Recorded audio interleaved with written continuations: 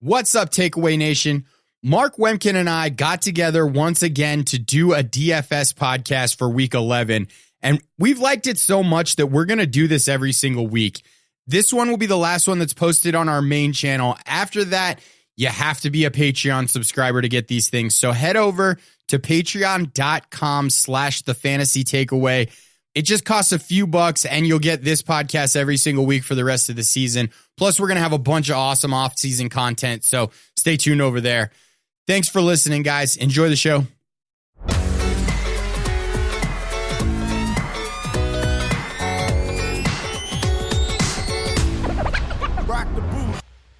You're listening to the Fantasy Takeaway Podcast with Murphy Hamilton and Joe Pollock. Proud member of the Full-Time Fantasy Podcast Network. Subscribe, listen, take home the title.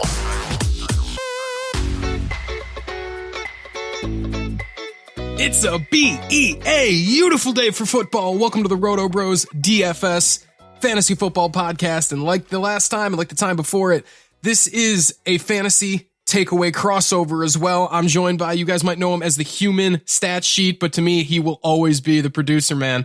Joe Pollock, what's going on, buddy? Man, this slate this week was so tough going into the week. Like, I never wish injuries on anyone, but holy cow, thank God we got some injuries. We got a lot of injuries to talk about. Just by that statement, you can tell you never play NBA because, like, with NBA DFS, I mean, injuries drive everything. No, you need them, absolutely. Like, you're never hoping for a single player to get injured, but you need some to make the slates work. Yeah, exactly. You need some to open up the value, and every now and again, you will get one of those like 3 or 4 game slates where all the starters are healthy, and it's just like, well, what do I do? But I'm nowhere near the NBA player that I am NFL. So let's stick to football here. Yeah, we got a nice slate going on here, just sorted by over-unders. We've got Texans at Ravens has the highest total on the slate at 52. Then we've got Saints and Bucks, 50. Panthers at Falcons, which is shaping up to be the chalkiest game on the slate with an over-under of 49.5. We've got Oakland and Cincinnati, 48.5. Dallas at Detroit, 46.5. Patriots at Eagles, we've got 44.5. Colts, Jaguars, 43.5. Cardinals, 49ers, 43.5. You know, we're getting into the gross games here. Oh, and then we've got Bills and Dolphins. That is the lowest total on the slate that's the second lowest total, 41. The lowest total on the slate goes to Vikings and Broncos at 40.5. So we got some pretty high implied team totals here. The Raiders have the highest at 30. Ravens 28.25, Saints 27.75, and Cowboys at 27. So, I mean, right off the bat, are any of these games, like, what are the games that you're looking to attack right now? Well, you've got to be pretty interested in that Texans-Ravens game. I'm not sure if I'm going to be heavily invested in it in cash, but I think there are a lot of fun tournament plays in that game. Lamar Jackson is just so expensive, man. He's hard to play this week. Lamar Jackson's really hard to get to, especially on DraftKings where he's 7,700. And the worst thing about it is, like, you can't even be mad. Lamar Jackson is priced appropriately. He is priced where he should be. On FanDuel, I think he's a little easier to get to. Even though he's priced up where he is, I think he's 8,600 on FanDuel, but he's actually easier to get to over there. But that's just FanDuel. The pricing is so much softer over there, and it always has been. Yeah, he's 88, but he's only 500 more than Drew Brees. Yeah, and between the two, like, if you're giving me a 1v1 Lamar Jackson versus Drew Brees, I will take Lamar Jackson literally 100 times out of 100. Yep. Yeah, so, we can jump right into it. We can start with the quarterbacks. I mean, we already mentioned Lamar Jackson. He's the most expensive play on the slate, or expensive quarterback on the slate. Christian McCaffrey's the most expensive play overall. As far as pricing goes over on DraftKings, it is Drew Brees at 6,900. He's QB2. Deshaun Watson is QB3 at 68. Dak QB4 at 6.7. Jimmy Garoppolo at 6.7, which I think is outrageous. I would never pay 6.7 for Jimmy Garoppolo in even a smash spot. Josh Allen 6.6. Jameis Winston 6.5. And we can round it off with Tom Brady at 6.4. I want to end on Brady because he is one of my favorite tournament quarterback plays on the slate. Talk to me about the quarterback group. I like Brady in cash too. I would play Brady naked in cash. I think he's going to have a fine day. That Eagles defense has just turned into such a pass funnel because they're so efficient against the run and they're so bad against the pass. In tournaments, I do like to stack it, but in cash, I'm totally fine playing Brady naked. I'm with you on that. The Patriots just distribute targets around. So I don't want to say evenly because I still think Julian Edelman is going to command about a 27 to 30% target share. At least that's where a lot of projection models have him at right now. I get the playing Brady naked. I think just because Mohamed Sanu is one of my favorite plays on the slate, for cash purposes, I'm going to have a ton of Sanu this week. If I'm playing Tom Brady, it will 100% be in lineups where I have Mohamed Sanu. But I mean, I'm with you. The Falcons rank 15th in yards per pass attempt allowed this year. They have allowed 16 touchdown passes total. They're a complete pass funnel, and where you beat this team is deep with fast burner wide receivers. That's why I think Philip Dorsett could get involved in this game as well. But no, I like Brady a lot. One of the reasons I like him as a tournament play is he's not going to command ownership. He's going to come in under owned. I think we're going to see Brady at about 5% or less. That's why in cash, I think I might go somewhere else, but I love him as a tournament play. Another one of the plays on the slate that I love is Deshaun Watson at 6.8. He's projected for sub 10% ownership pretty much across the industry right now. Not a lot of people are going to play him. It's the highest total game on the slate. That game you can project safely for probably 130 to 140 plays.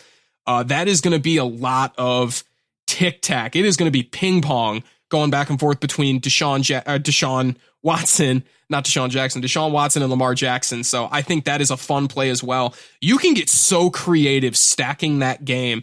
And it's just crazy to me. And I said this on the Fanshare Ownership podcast I just did with Elliot, that nobody wants to stack that game. Like nobody can come up with a good way to stack that game, even though it's got the highest total and one of the highest and arguably the fastest pace on the slate. So how are you looking to attack that game quarterback wise? Are you just looking at Lamar or are you interested in Watson as well? I'm definitely interested in Watson. So I'll tell you real quick about how I look at the quarterback slate typically.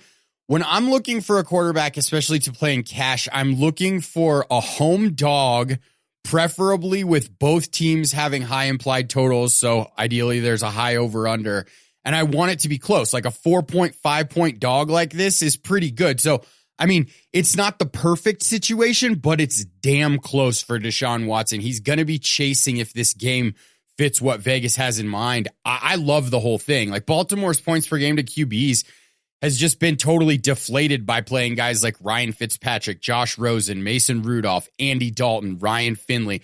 Like Mahomes put up 31.6 against this defense. It's not, and that's without bonuses. Like this is a game that you can absolutely target either quarterback, and I'm totally fine with it.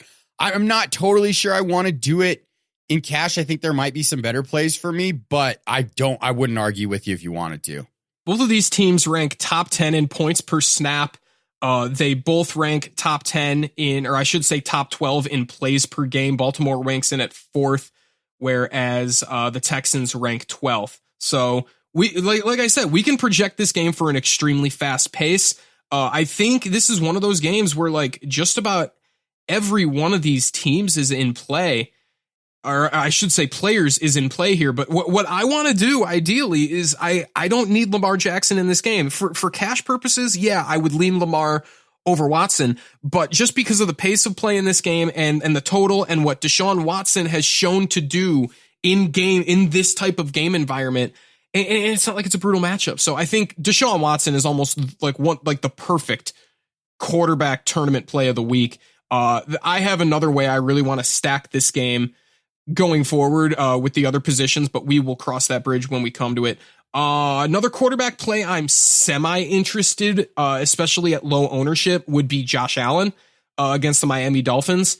He's only 6.6. He is a guy that can kill you on the ground. He scored 2 rushing touchdowns last week, but my only qualm with Josh Allen is you want him in a game environment where he could be trailing.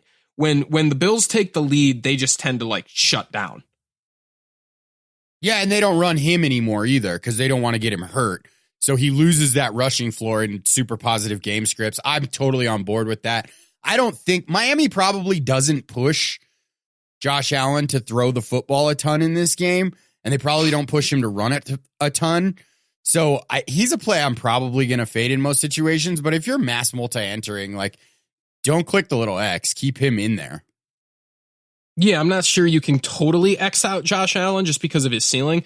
My only qualm is just like as like the Bills pass the football at a 57% clip in neutral game strips. That ranks 20th, and when they're up by 2 possessions or more, they only pass the football 40% of the time. So like the second they get up, they just start running and they just shut Josh Allen down completely. As far as other quarterbacks on this slate, I think it would be a disservice to not talk about Jameis Winston here. Absolutely got to talk about Jameis Winston. He fits that thing we were just talking about. He's a home 5.5 point dog with a 22.25 implied total. Like, that's what you're looking for. 50 implied total, 22.25 implied team total.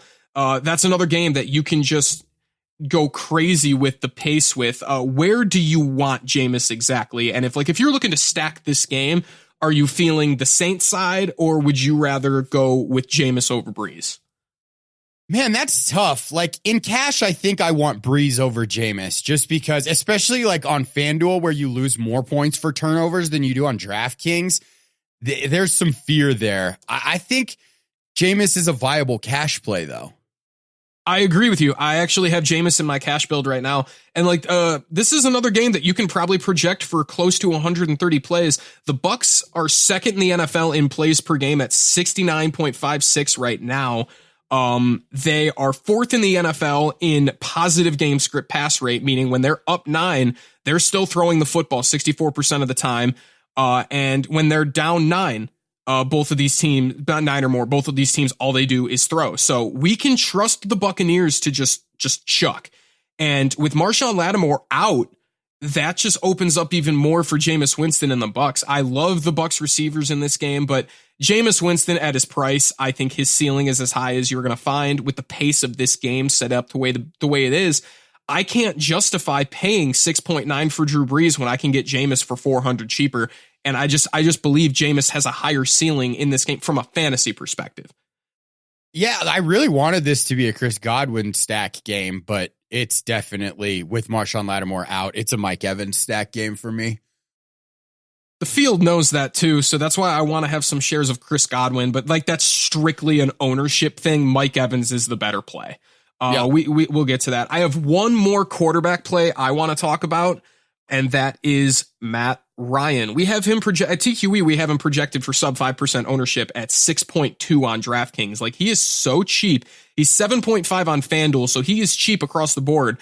Nobody wants to play him. Everybody wants to stack the Panthers, and everybody wants to play Kyle Allen.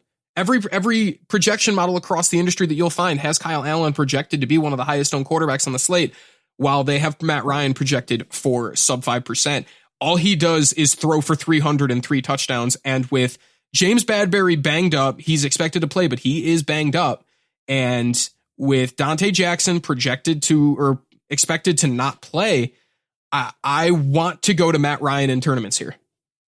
Ross Cockrell's out too, so they're thin on the back end for sure. I think that's a great play. I think we do need to talk about Dak Prescott still too. I love Dak Prescott, but he pretty much got ruled out for me when Matthew Stafford was ruled out. I still think like he has a safe floor, but Dallas is just another one of those teams that like when they get up, they're just going to run. Yeah, I agree in cash. I think in tournaments you should get some exposure to Dak Prescott because we've seen it before this year where everybody has this narrative going in that they're not going to throw the football and they score 4 touchdowns in the first 20 minutes of gameplay. Dak Prescott throws all of them and he smashes the slate. This game would have been so juicy from a fantasy perspective if Stafford was playing. And on this slate, I don't think anybody would have touched it. That's why like I'm so upset that Matthew Stafford isn't playing. And like, for example, like Cowboys pass rate up by 2 possessions is the 27th highest in the NFL. They only throw the ball 37% of the time when they're up 2 possessions, and they could very be up 2 possessions in the first quarter. Easily, for sure.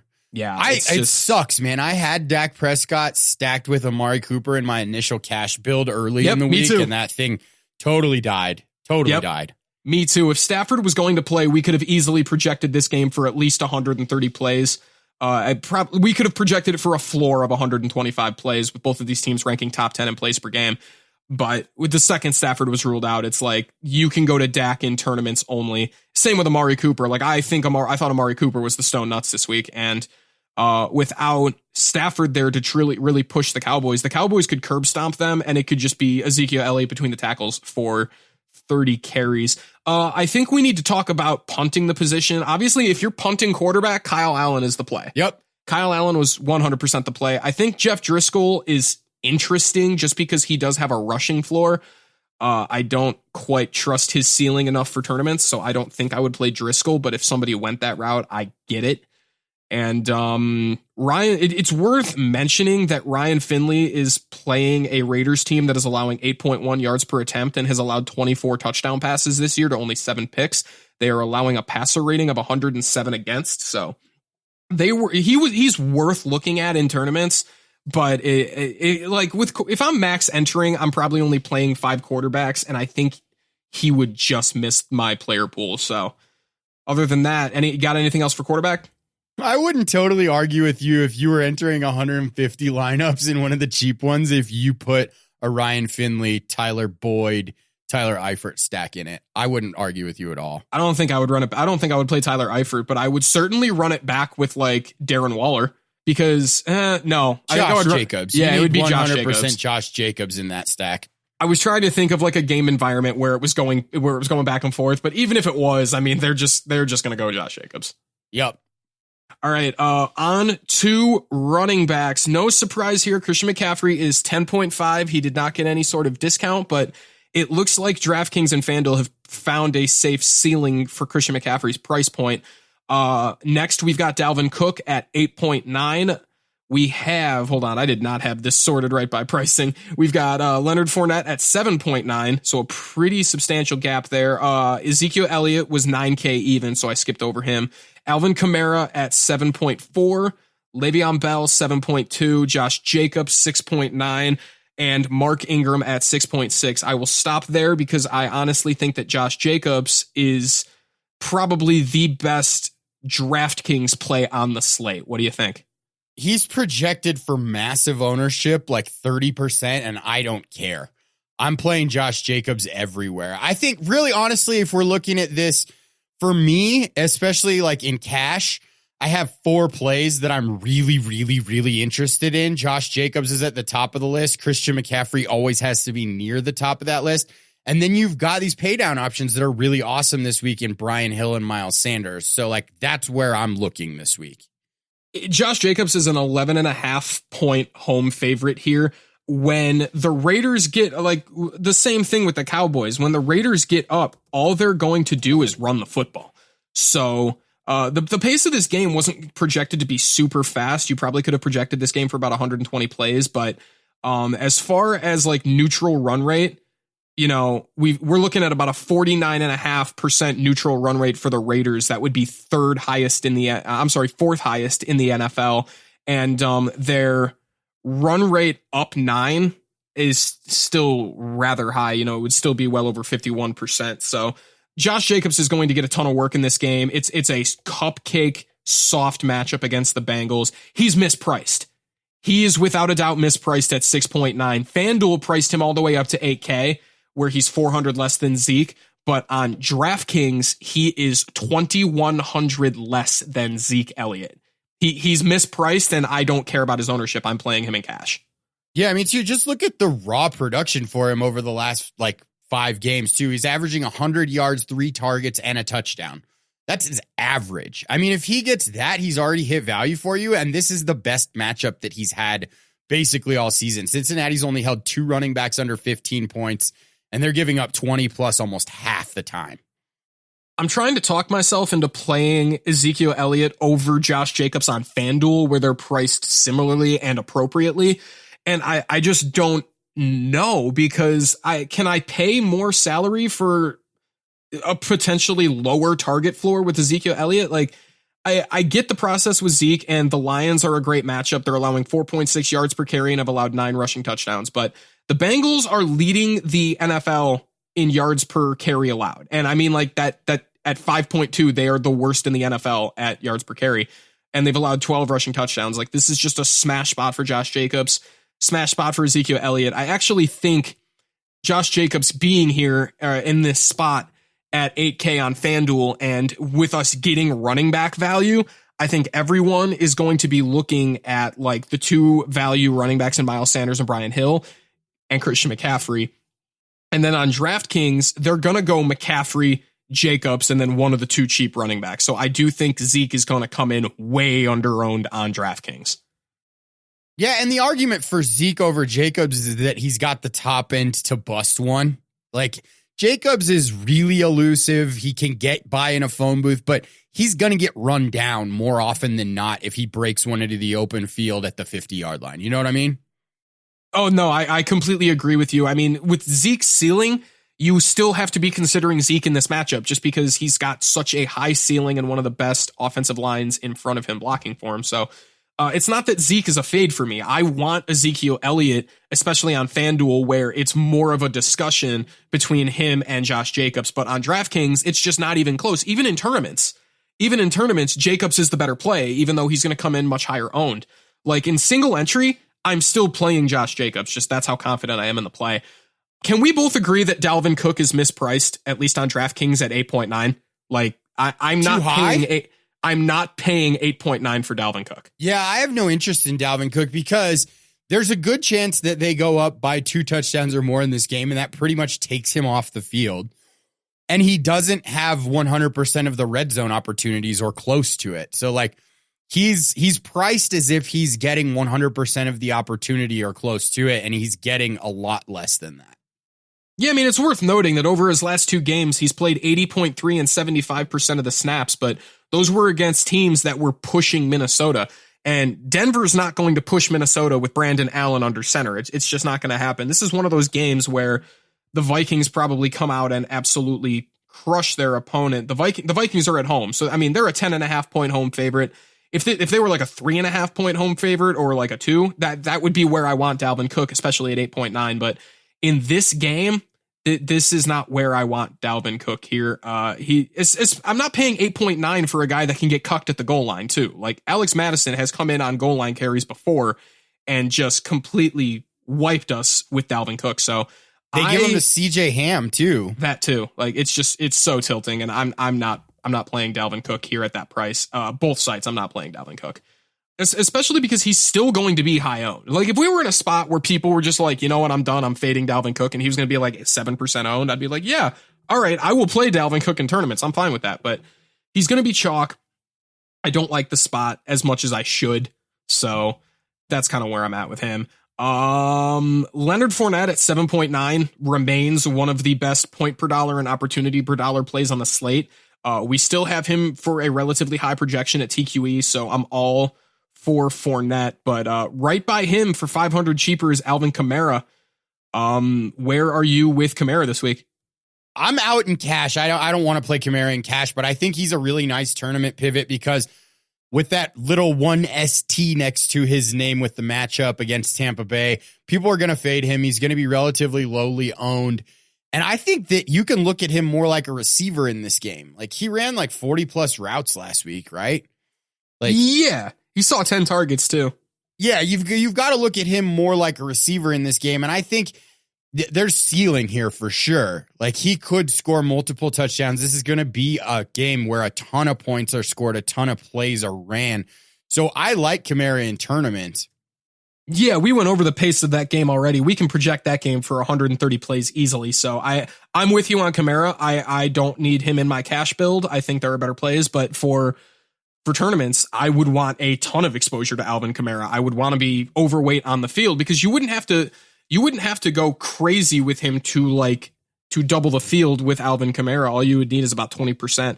I think, and that's the thing with Kamara too, is when he comes in at like 8 to 12 or even 15% owned, that's a fairly lowly owned Alvin Kamara. You're used to seeing him in the 20s and even 30s in cash games. So I like the idea of going after Alvin Kamara's compressed ownership, but if we want to get we're going to talk about the two values at running back too, we have to.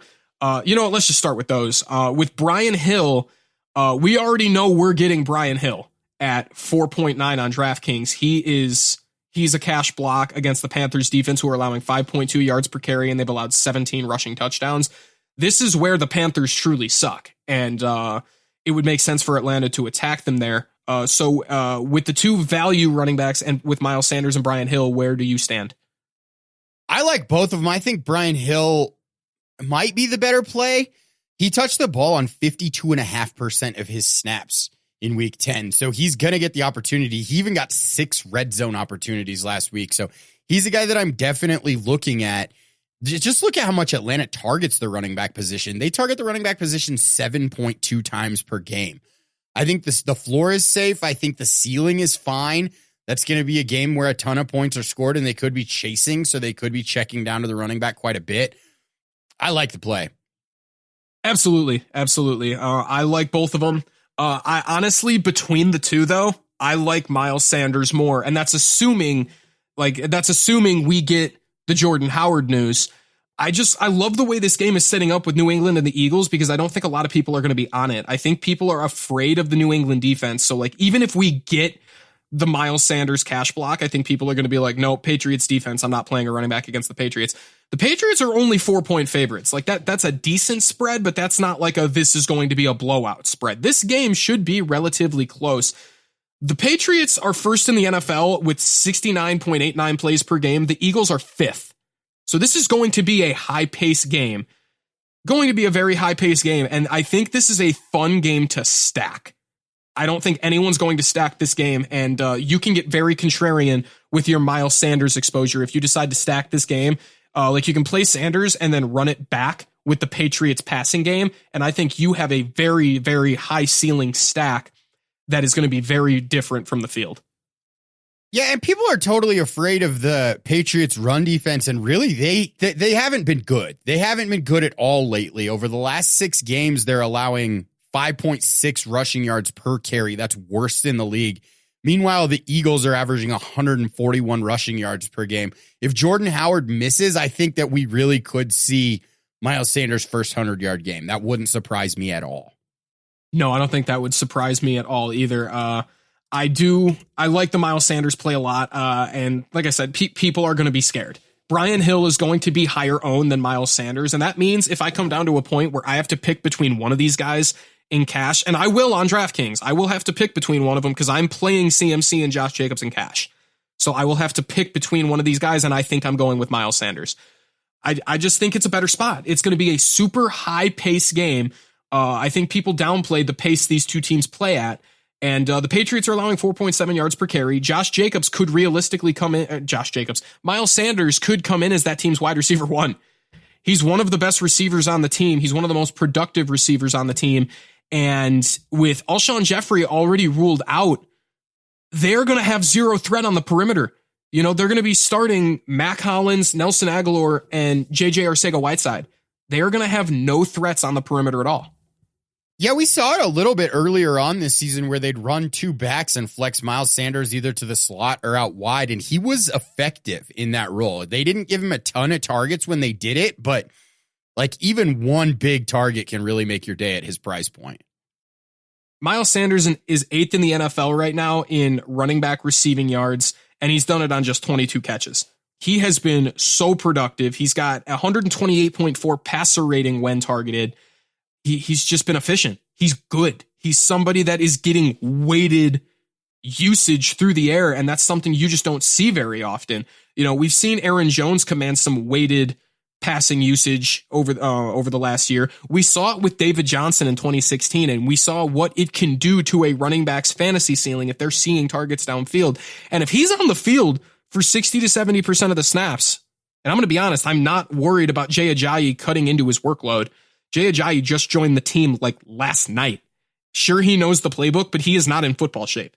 There's a chance that he didn't arrive there until this morning, too. Exactly. Like, he is not going to take away from our Miles Sanders. And if he does, it's going to be very limited. And I think Jay Ajayi is going to scare people away from him.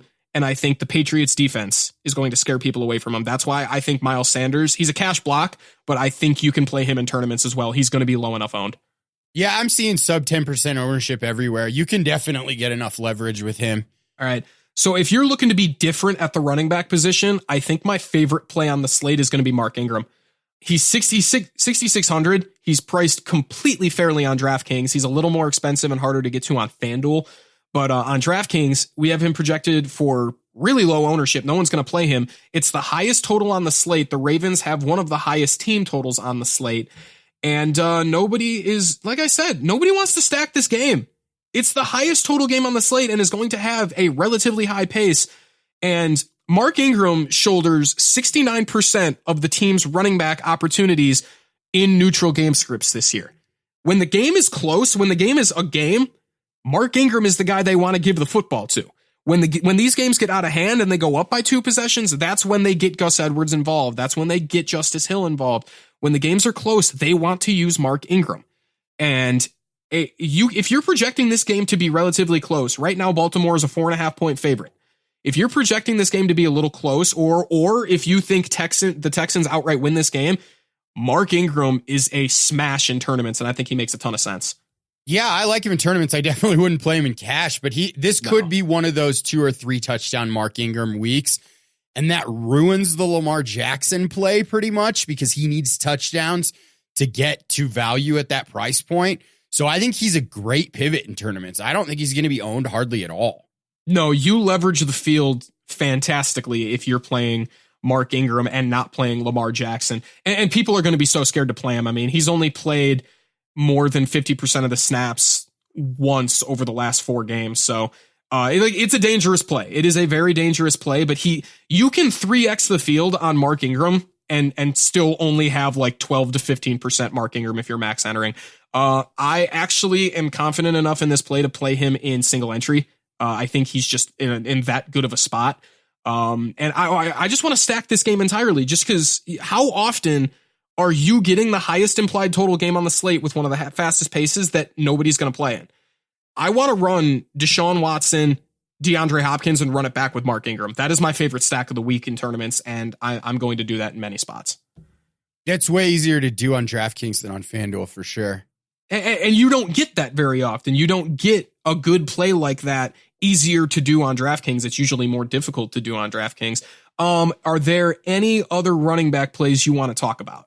We talked about it a little bit. I think this is a super contrarian play, but Kenyon Drake, yes, San Francisco. Yes, I like the play. It's a terrible cash play. It's not even probably the best tournament play. You don't want to get like overexposed here, but David Johnson is dust, man.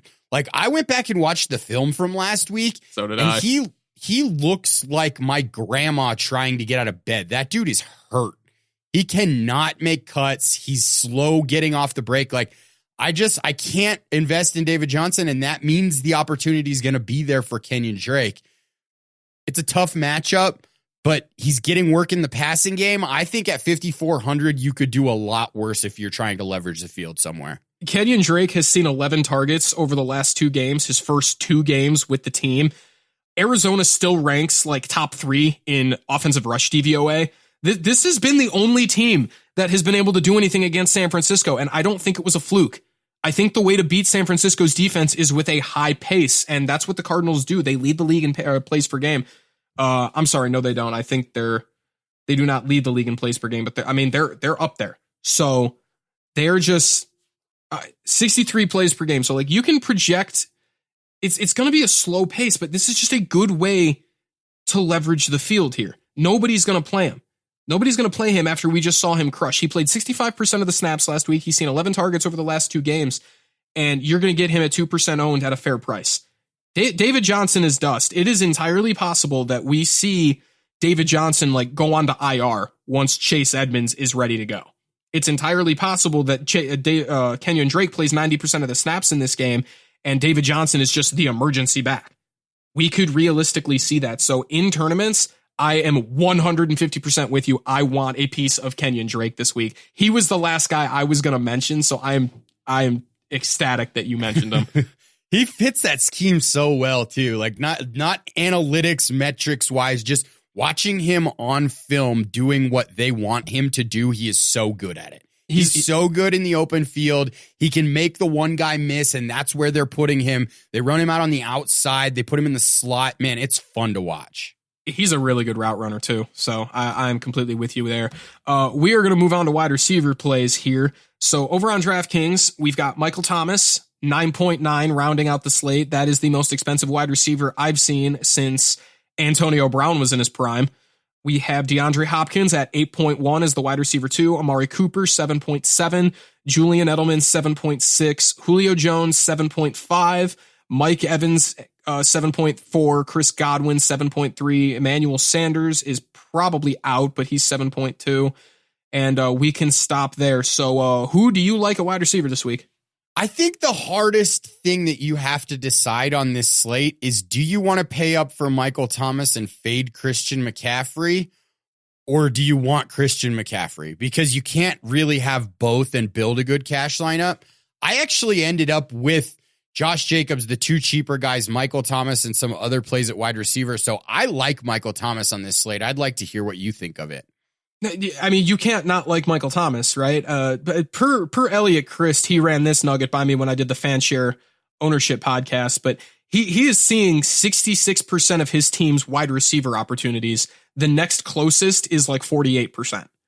Michael Thomas is an absolute smash against the most notorious pass funnel in the NFL this year. So you're not fading Michael Thomas. And like, if you are, it's strictly a price point thing because you're prioritizing Christian McCaffrey over him, which I'll admit I am. I would rather play Christian McCaffrey here. And I think that's fine. I think that's a great play. I don't like paying 9.9 for a wide receiver. It just kind of makes me sick. I can pay 10.5 for an elite producing running back, but paying 9.9 for a wide receiver, there's something about it that I don't like. If you're playing Michael Thomas, I will not argue with you. He's a fantastic play. He's the best wide receiver play on the slate, but the Bucs are allowing 7.3 yards per attempt, 22 touchdown passes. Like, they are just the epitome of a funnel defense. The Saints aren't going to be able to run that effectively. So this should just be, you can pencil in Michael Thomas for a floor of 10 targets. I like DeAndre Hopkins a lot. All week, or all year, I should say, he's been underperforming, and people have just continued to go back to him every week. So you weren't getting him at low ownership. We're going to get him at low ownership this week. Nobody's going to play DeAndre Hopkins. I love this game environment for him. I'm not afraid of the matchup. He's matchup proof. What do you think about DeAndre Hopkins? You still have to love him. He's getting a 30% target share. Like, who else gets a 30% target share in the league? Name one. Michael Thomas. That's the only one. Literally the only guy out there that's getting more targets out of his team target percentage. Like, I love him. I don't think that I'm going there in cash, but if you don't have any exposure to DeAndre Hopkins in tournaments, you're doing it wrong. Yeah, over the last 4 weeks, DeAndre Hopkins has a 36% target share, 44% of the team's area market share of air yards, 24 targets total. Like, they don't throw it to anybody else. They're not throwing to Kenny Stills. Kiki Qt is dead. Like, he got benched and has never returned. Like, it's DeAndre Hopkins and then like Darren Fells, the tight end, who just keeps catching one catch for 8 yards and a touchdown just every week. It's the worst, man, because that's what's ruining DeAndre Hopkins. Like, if DeAndre Hopkins had those Fells touchdowns, we'd be talking about him as an elite play almost every week. Yep. I've said it enough on this game. I love the pace of play in this game. Absolutely love it. And it's just going to be no one's going to play DeAndre Hopkins. So I am going to play all the DeAndre Hopkins. Outside of that, I still think there's a ton. There's so many good wide receiver plays this week. We already mentioned Dak Prescott, so that means Amari Cooper is most definitely in play. He is not going to be played because people don't play Amari Cooper ever unless it's a showdown slate. If he's on a main slate, people don't play him. I don't know why, which is baffling. He's an elite wide receiver play. If Matthew Stafford was playing, I would have a lot more Amari Cooper, but I think given that Stafford is out, it's unlikely we get a Cooper ceiling game. So I'd rather just pay the extra $400 for Nook. Julian Edelman is 6.6. What do you think about Julian Edelman? With the thing that you mentioned about them spreading the ball around, I have trouble getting there in cash But I think if you're going out there and you're putting a Brady Edelman stack together in tournaments, I don't even mind if it's a small field tournament. I think it's a solid play. Yeah, over the last 2 games, Mohamed Sanu's out-targeted him. 30% target share for Mohamed Sanu, 24% for Julian Edelman. I don't want to pay that price for Julian Edelman, like, at all. I think that everyone else is saying that too in the industry, so I don't mind if you want to have a kind of slightly contrarian pivot there, but I think Sanu's a better play too. What does Julian Edelman have to do to pay off 7.6? He has to catch 3 touchdowns. Like, take Mohamed Sanu out of the game and he gets 10 targets for 100 yards and 1 touchdown. You're okay there. You're not great, but you're okay. You're okay, but I don't know if Julian Edelman is giving you the ceiling to bank a GPP at 7.6. That is my only problem. Like, at his price point, it's not going to cut the mustard for me. I would rather most Sanu is going to be higher owned. He's definitely going to be higher owned, but I think for a good reason. He's a much better points per dollar play, and he's a much better points per opportunity or opportunities per dollar play. So I'm pretty much out on Julian Edelman, and it's strictly a price point thing. I do think he should be productive in this game, but at 7.6, he's being priced at his ceiling, at least for me. Julio Jones is absolutely in play. Has to be in play with Austin Hooper out. His target share spikes tremendously, or his red zone target share spikes tremendously with Austin Hooper off the field. Hooper leads that team in red zone targets, end zone targets, touchdown catches. So this opens up a lot of weighted opportunity for Julio Jones. What do you think? I like both of the wide receivers in that game. I like Ridley too. And everyone hates it, but I don't mind if you punt wide receiver with Russell Gage and pay up for, because if you play both of the cheap running backs and Russell Gage, you can fit Michael Thomas and Christian McCaffrey. And if both of those guys get you 40 points this week, you're fine. You're absolutely cool with 4 targets for 45 yards and no touchdowns from Russell Gage at $3,300. But I think Ridley might be the best play in the game. We talked about Russell Gage in the Slack last night. I mean, I'm not on Russell Gage. I get the process. I'm just not on it just because I want every single one of my guys in my lineup to have a nice ceiling. And with Calvin Ridley and Julio Jones both in, I don't think he does have a nice ceiling. So I get the process, and I don't think I want to argue with anyone about it, but I won't be playing Russell Gage. I'm with you on Calvin Ridley. I think Calvin Ridley's a fantastic play. He's in a good spot. Led the wide receiver core in snap share last week. He's priced. I want to say he is priced appropriately, but he's not priced at his ceiling at 5.5. So I definitely think Calvin Ridley is a fantastic play. As we get down here in the wide receiver pool, things get a bit more interesting. You've got Mo Sanu at 5.1. He's going to garner some ownership, but I don't care. I'm playing him in cash. John Brown is interesting, but at 6.4, I cannot pay that price for John Brown. One guy Elliot and I did talk about, and I do like this play. I think this is a great opportunities per dollar play, is D.D. Westbrook at 4.5. He shouldn't see a ton of ownership. I am comfortable playing him in cash games. What do you think about D.D. Westbrook? I'm a little nervous in cash just because we've only seen 25 snaps with the offense that they're going to throw out there with Nick Foles. But I think he's a good tournament play. Not a great one because he's going to be around 10% owned ish at that price point. But I can't argue with him in cash. At 4,500, he gives you a ton of room to go other places and pay up. Yeah, that's the one thing I like about it. He's healthy now. He's been banged up the past few weeks, but he is healthy. He is priced closer to his floor than his ceiling. I think he's just a great opportunities per dollar play. And we know, historically speaking, that Nick Foles favors the slot. He targets the slot more than almost any other quarterback. That's one of the reasons I am interested in this game. We know Nick Foles will go out there and chuck. Nick Foles will go out there and sling it. And I think with who they initially wanted at quarterback this year, Jacksonville will be a little bit more inclined to throw the football. With Gardner Minshew, they have been one of the more run-heavy teams in the NFL. So I do think Nick Foles is an upgrade. That's just my opinion. There's this echo rolling around, too, that D.D. Westbrook isn't getting targeted downfield, and that's all but evaporated over the last few games as they've opened up the offense for Gardner Minshew. Nick Foles fits the system that they're trying to run better. So D.D. Westbrook isn't a just getting targeted at the line of scrimmage guy. He's going to run routes downfield. Yeah, this game is in a dome too. Jacoby Brissett is back. So I think this game, I'm not saying this game is going to shoot out, but I do think it has some potential to go over, especially with Nick Foles in now. It's not like these are two slow teams.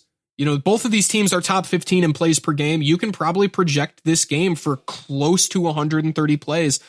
Like right now, Jacksonville does rank 23rd in neutral pass rate. So they have been running the football a lot when they are in neutral game scripts. When they're down by 2 possessions, they have the 10th highest pass rate. So like we can trust. I'm sorry, they have the 20th highest pass rate. But I mean that's with Gardner Minshew. I think Nick Foles is a better quarterback. So I am more inclined here to play D.D. Westbrook. And like I said, I mean, I'm good playing him in cash. I think he's got a safe enough target floor at 4,500. I really do want Hollywood Brown to be active for my Ravens and Texans stack. He's 5.6, but I'm not playing him. I think if people start to stack this game, Hollywood Brown's going to be the first guy they go to. But he is not the guy I'm looking at. At 5.2, Tyler Boyd has to have a safe target floor, especially on DraftKings where it's PPR. What do you think about Tyler Boyd? I like Tyler Boyd. It's scary in cash just because of how bad that offense is, but I think you've got to look at him. His ceiling might be a little capped. He's kind of one of those hybrid plays this week where he's just okay for both formats, but you're not thrilled in either. The matchup is about as good as it gets, though. Like, they are giving up a ton of points to receivers. They're giving up slot points, wide points. It doesn't matter. I'm not thrilled about the play, but I will probably have a little bit of exposure. He's so cheap. He's 5.2 against the defense, allowing 8.1 yards per attempt, and they've allowed 24 touchdown passes. Only the Cardinals have allowed more touchdown passes this year. So it's a great spot. If Andy Dalton was a quarterback, I would be rolling out a lot more Tyler Boyd. I really don't know if I trust Ryan Finley here, but I think it's a decent play. Not a lot of people are going to play him. So with Tyler Boyd, you're really looking for like a 10 or 12 catch game because his per target and per catch metrics just aren't that high. At around the same price point, I got to be honest with you, I love Terry McLaurin this week. Are you on F1 at all? And are the Jets going to put any pressure on Haskins? No, they're not. Okay. They can't pressure if they don't put any pressure on Haskins, McLaurin is in a spot where he can bounce back. But if they get pressure, Dwayne Haskins is completing like 15% of his passes under pressure this year. It's terrible. It's awful. Historically bad. So I can see the play. I don't mind it. I'm not thrilled about it. I wouldn't do it in cash, but I think it's a nice, like he's going to be lowly owned in tournaments. He's crapped the bed a few weeks in a row here. I think it's pretty whack that nobody wants to play F1 against arguably the dustiest secondary in the NFL. Teams have been cooking the secondary on the perimeter with speed receivers all year long. Legit all year long. And like, I don't know what else we're looking for here. Like, this is the perfect play against this defense. I think in cash at 5,700, I'd rather go Jamison Crowder. He's getting a massive target share, and that Washington secondary is almost no, just I'm as not bad. playing him in cash. He's a tournament play. The Jets are 23rd right now in adjusted sack rate. Haskins has been fine when he hasn't been pressured. I don't think the Jets are going to pressure him.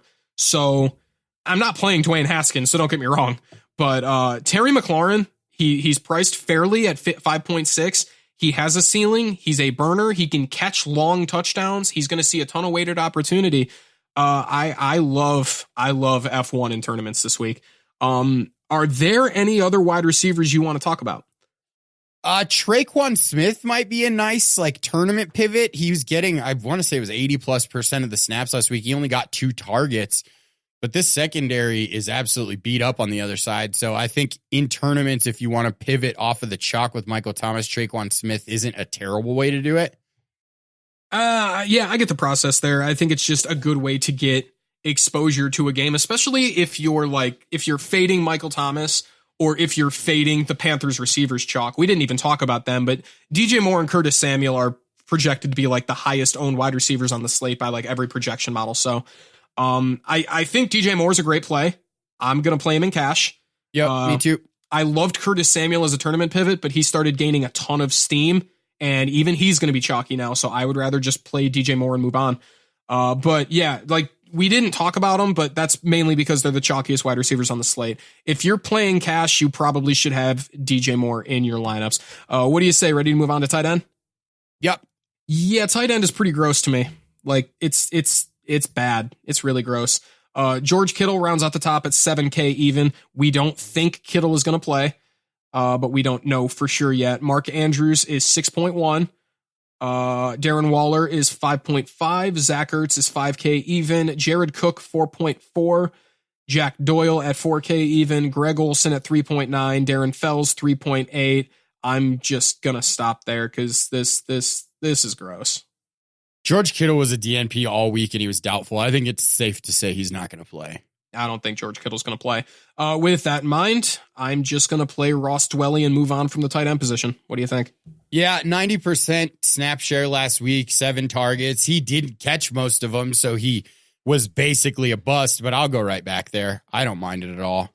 I actually think Ross Dwelly ran kind of bad here. So, yeah, I'm completely fine going back to him. Like, is there just any other tight end plays that you are interested in? Because for me, I don't know what else to do. I was interested in Eric Ebron when I thought nobody was going to play him. So I was just like, you know what? He's got touchdown equity. He saw 12 targets last week. Sure, I'll give Ebron a shot. But he's just, I don't expect him to come in that low owned anymore. So I think I can get away from Eric Ebron. And Jack Doyle practiced in full, so you've always got the worry that Jack Doyle catches the touchdown. I'm not thrilled about Eric Ebron. What are we doing with Jared Cook? Because Jared Cook's pretty much the chalk this week at tight end. Jared Cook is fine. I think Jared Cook is most definitely in play. 4.4. It's not like he's insanely difficult to get to. If you play Jared Cook, it's a great spot. Super fast paced game against a pass funnel and a tight end funnel for that matter. I think they're allowing the second most fantasy points to tight ends this year. So it's a tight end funnel. Jared Cook is a completely fine play. He's going to be a little chalky, but with tight ends run like quarterbacks. I mean, it doesn't matter. He's not going to be 25% owned. It's going to be like 14%. Yeah. So if you're playing Jared Cook, I think he saw 10 targets last week. I think he's fine. I'm just going to save the 700 and go down to Dwelly, but Cook is completely fine. Yep. Totally agree. Can we really just move on from tight end? Because, I mean, Mark Andrews is in play. But I number one, I want Hollywood Brown to play for that. And number two, I don't want him because I want Mark Ingram in that matchup. So, he's in play. I don't like the price point at all. I don't know if I will get to him anywhere. Noah Fant? What do we think about Noah Fant? I'm not playing Noah Fant. Yeah, I'm probably not playing him either, but it's hard to look at that target share. It's like 25% since Emmanuel Sanders left and not like think about him. I probably won't have any exposure, but he's one of those guys that could screw up the slate if he scores a touchdown. He could absolutely do it again, but I won't bet on it. I don't want Brandon Allen targets. I won't spend a single dollar of DraftKings salary on Brandon Allen targets. That's why I can't play Cortland Sutton. Like, I want to play Cortland Sutton because nobody else is going to. Sucks. It sucks that they don't have a quarterback because there's a lot of fun plays in that game if they did. I think it's hilarious that Noah Fant is commanding the same target share as Cortland Sutton, but I digress. Yeah, tight end is simple. I think there's like 3 or 4 guys in play, honestly. So we can move on to defense. And I think defense is interesting this week. The Bills have Miami, and no one's going to play the Bills. No one is going to play up for the Bills at all. And on DraftKings, like they're only 3,800 with running back value and all the wide receiver value. You can get to the Bills pretty easily at low ownership, and they have to be one of the best props for a defensive touchdown this week against Miami, right? Yeah, definitely. I don't think it's terrible. Look, there's a lot of plays that are really good on this slate, though. Yeah, I like the Bills a lot. Another defense I like a lot is the Cardinals against a somewhat turnover-prone quarterback. You and I had that argument early in the season on the flagship podcast about Jimmy Garoppolo. I don't think Jimmy Garoppolo is like bad, but with George Kittle out, Emmanuel Sanders out, Dante Pettis is dust. Like, you know, Deebo Samuel's his wide receiver 1. Deebo Samuel's a rookie. You know, he's going to be throwing to Kendrick Bourne. So I think off of his back foot under some pressure. Correct. So, you know, in a spot like at Stone Cold Min, could we play the Arizona defense and run it back or stack it, I should say, with Kenyon Drake in tournaments and just be hella contrarian? I love it. That's my large field stack right there. I already have it in. Yep. Me and Elliot mentioned that on the Fanshare podcast. That was something I was looking at, and then I heard him say it, and I was like, if Elliot's on it, I'm doing it, because I was thinking about it, and then he said it on that podcast, and I'm like, all right, I've got the boss's permission. I'm doing it. Yeah, I sat down and I watched that game film on Tuesday, and I was building lineups kind of while I was doing it. I was like, you have to do this once. Even if it's only in the dollar large field, you have to do it once. Yeah. It's something you do for fun. It's not and the thing with the Cardinals is I do think a lot of people are going to play them. Yeah. That's just the game now, is everyone with defenses, they don't start at the top. They start at the bottom when they're selecting their defense and work their way up, because nobody wants to pay up for a defense. And people are going to see the Cardinals there at Stone Cold Min and just go, you know what? George Kittle's out. Manuel Sanders is out.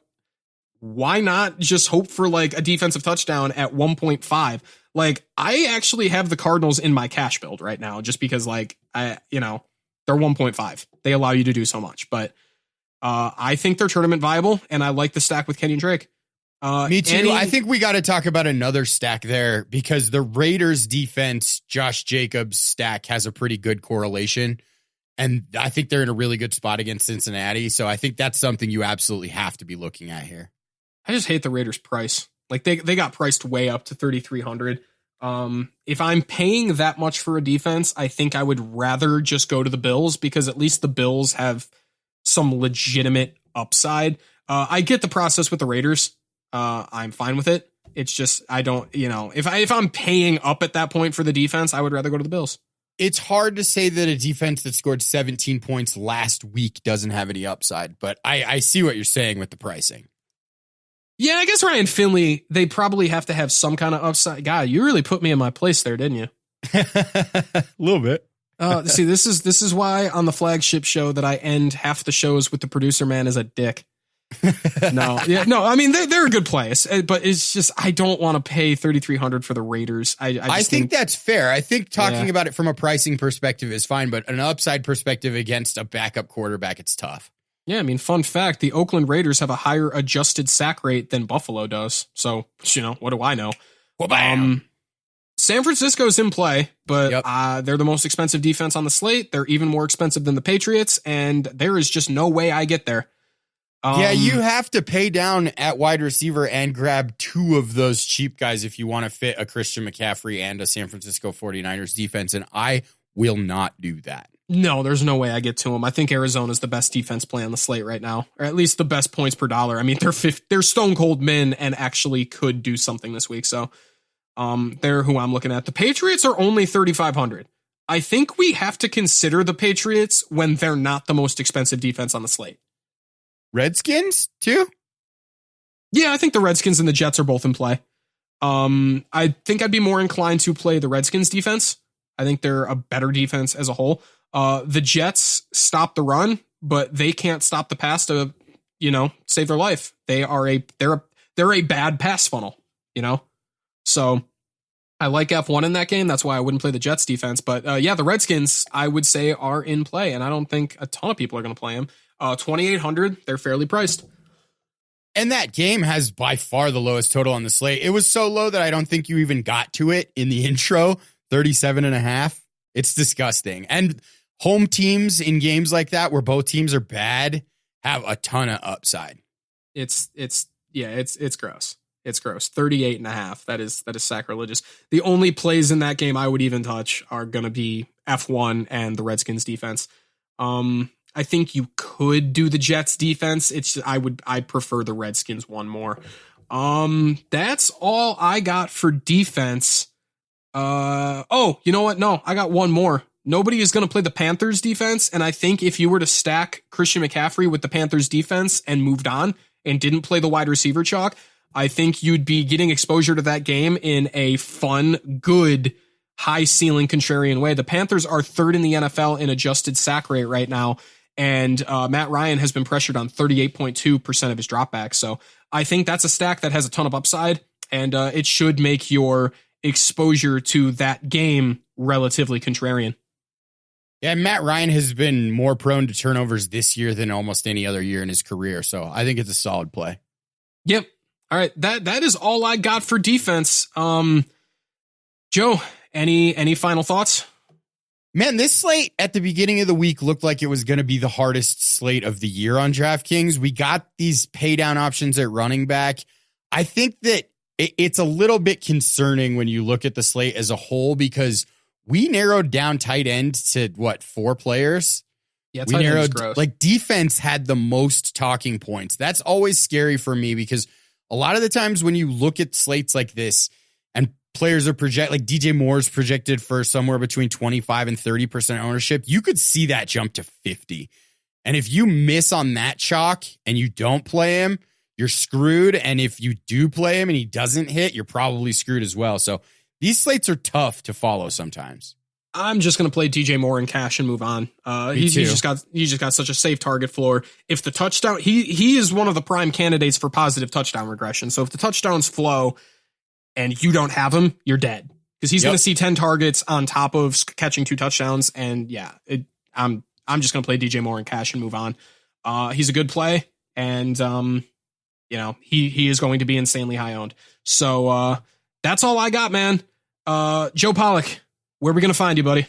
At Human Stat Sheet on Twitter. You can also find the show, The Fantasy Takeaway, at thefantasytakeaway.com or at FF Takeaway on Twitter. Man, that's it. Thanks, man. Yeah, anytime. You're going to find me on Twitter at Mark Wemken. That's MarkWemken. You're also going to find me on thequantedge.com. Every Tuesday, Thursday, and Saturday, we got snaps and targets. We got injury impact. We've got a breakdown for every slate, plus contrarian plays, stacks, the running back index, 10 stats you need to know to win your week, wide receiver, cornerback matchups. We have everything at thequantedge.com, guys. So make sure you're checking that out. For the producer man, Joe Pollock, for Chris McConnell, who wasn't on this pod, but he is my partner. As always, keep balling, baby. Thanks for listening to the Fantasy Takeaway Podcast. Don't forget to subscribe on Apple Podcasts, Google Podcasts, or wherever you listen to podcasts. And follow the show on Twitter at FF Takeaway.